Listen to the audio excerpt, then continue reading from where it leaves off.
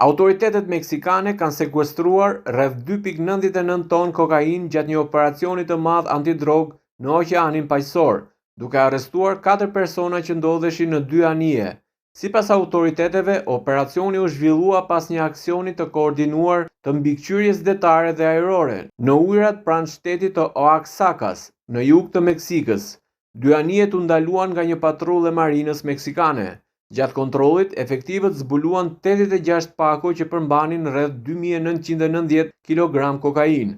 Gjithashtu, u sekuestruan edhe 20 kontenierë me rreth 1.000 litra karburant, që dyshohet se përdorej për transportin e drogës.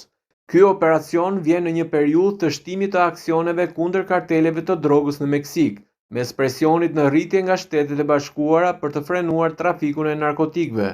Pas rikthimit të Donald Trump në Shtëpinë e Bardhë, administrata amerikane ka intensifikuar kërkesat ndaj qeverisë së presidentes meksikane Claudia Sheinbaum për të forcuar kontrollin ndaj rrjeteve të trafikut të drogës dhe për të kufizuar kalimin e lëndëve narkotike drejt territorit amerikan.